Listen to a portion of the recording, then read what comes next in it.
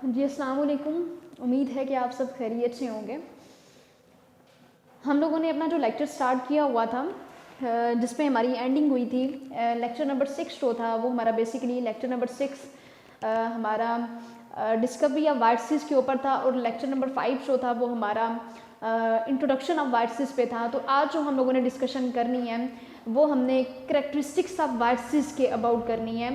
सो उसमें हम कुछ जो पॉइंट्स आज डिस्कस करने वाले हैं वो बेसिकली हमारे हैं उसके साइज़ के लिहाज से, उसके बाद जो है इनके अंदर कौन कौन सी जो है वो करैक्टरिस्टिक्स पाई जाती हैं, उसके बाद क्या फिल्ट्रेबल वाली जो कैपेबिलिटी होती है वो कितनी होती है इनके अंदर, पैथोजेनिक वायरसेस के करैक्टरिस्टिक्स के अबाउट हम लोग पढ़ेंगे, फिर इनके अंदर मेटाबॉलिक मशीनरी होती है या नहीं होती, फिर उसके बाद रेजिस्टेंस टू एंटीबायोटिक्स जो हैं इन तमाम करैक्टरिस्टिक्स को आज हम डिस्कस करेंगे, और उसके बाद इनके अंदर जो है वो डिजीज़ जो कॉज होती हैं वो क्यों होती हैं और होस्ट के इनसाइड होती हैं या होस्ट के बाहर होती हैं। तो इन तमाम पॉइंट्स को जो है वो आज हम डिस्कस करने वाले हैं। सो वन बाय वन अब हम डिस्कस कर लेते हैं। Number 1 point is that extremely small.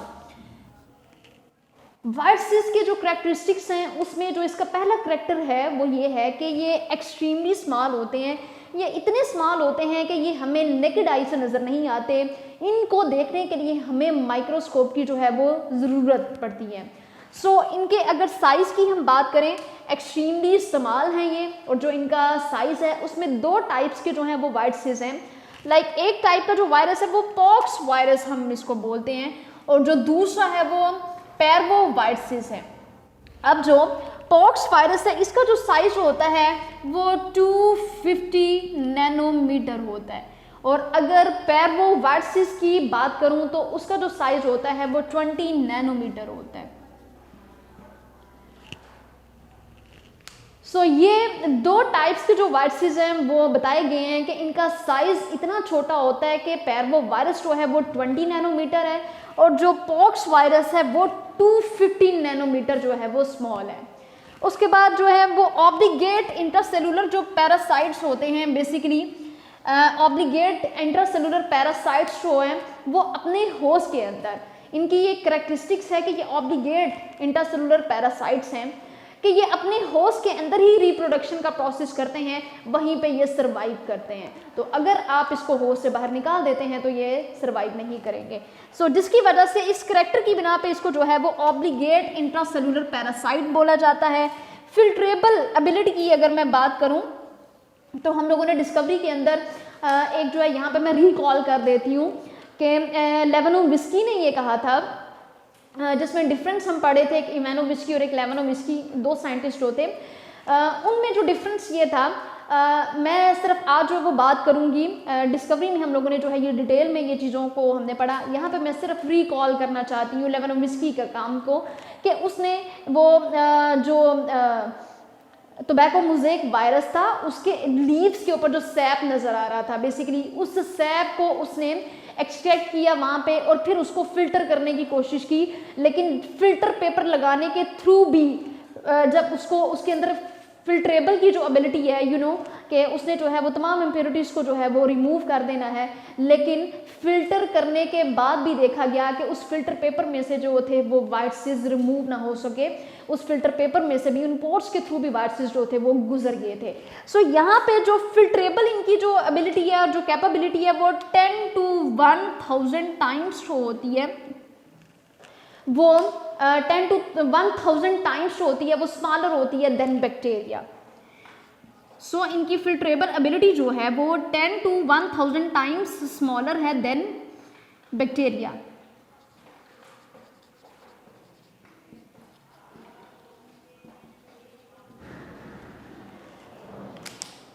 Bacteria जो हैं वो फिल्टर पेपर में से नहीं गुजर सकते, उनको हम फिल्ट्रेबल कर सकते हैं, लेकिन जो वायरसेस होते हैं वो उन पोर्स में से भी गुजर सकते हैं, जिसके लिए मैंने प्रीवियस लेक्चर में ये बोला था कि वायरसेस बहुत स्मॉल पार्टिकल्स, ऑर्गेनिज्म भी नहीं, स्मॉल पार्टिकल्स और स्मॉल एंटिटीज़ हैं कि जो उन पोर्स में से भी, फिल्टर के पोर्स में से भी गुजर जाएंगे।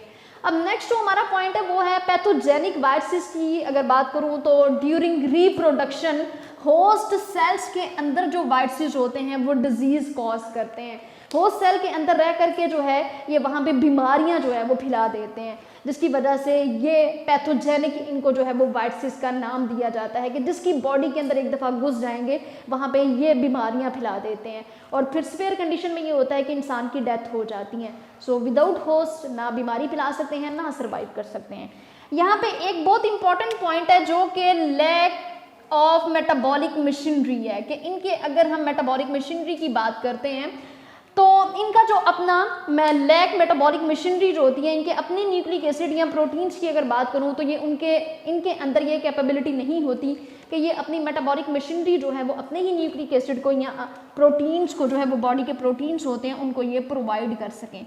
देन उसके बाद जो है ये डिपेंड करते हैं होस्ट सेल्स के ऊपर अपनी बॉडी की तमाम वाइटल जो फंक्शंस होते हैं उनको कैरी करने के लिए। ये अपनी बॉडी के होस्ट सेल्स जो होता है, ये जिस होस्ट सेल्स के अंदर रहते हैं उन होस्ट सेल्स के अंदर ये उसके ऊपर डिपेंड करते हैं अपनी बॉडी के तमाम मेटाबॉलिक जो एक्टिविटीज़ होती हैं उनको ये कैरी करने के लिए। देन उसके बाद जो पॉइंट है, सेकंड लास्ट पॉइंट जो है उसमें कि ये डिजीज़ कॉज करते हैं। इनकी करैक्टरिस्टिक्स के अंदर ये है कि रिप्रोडक्शन के दौरान जो है ये डिजीज़ कॉज करते हैं। और लास्ट वन जो पॉइंट है वो ये है कि रेजिस्टेंस टू एंटीबायोटिक्स के ब्रॉड रेंज में जो है अगर हम बात करें तो इनके अंदर जो है वो जनरली रेजिस्टेंस भी पाई जाती है, लेकिन इसमें यह है कि हम कौन सी जो है वो एंटीबायोटिक्स जो है वो प्रोवाइड करते हैं पेशेंट्स को। तो जो 2 एंटीबायोटिक्स जो होती हैं जो मैं आपके साथ शेयर कर देती हूँ, पेनिसिलिन और स्ट्रेप्टोमाइसिन। और इसके अलावा बहुत सी एंटीबायोटिक्स जो है,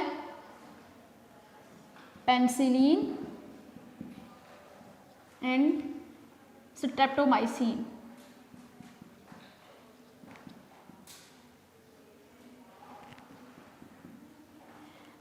पेनिसिलिन और स्ट्रेप्टोमाइसिन के अलावा और भी बहुत सी एंटीबायोटिक्स जो होती हैं वो इस प्रोसेस के लिए इस्तेमाल की जाती हैं, जिसकी वजह से जो है वो अगर बॉडी के अंदर इन्फेक्शंस जो हैं वो कॉज हो गए हैं वायरसेस की वजह से तो छुटकारा मिल जाता है। अगर आप जो है वो एंटीबायोटिक्स का यूज़ करते हैं जिनमें जो है 2 का नाम मैंने बता दिया आपको, एक पेनिसिलिन और एक स्ट्रेप्टोमाइसिन है, लेकिन ये डिपेंड करता है कि किस टाइप का वायरस जो है उसने जो है वो प्रॉब्लम क्रिएट की हुई है बॉडी के अंदर और किस टाइप की जो है वो डिजीज़ बॉडी के अंदर जो है वो वायरसेस की वजह से स्टार्ट हो गई है।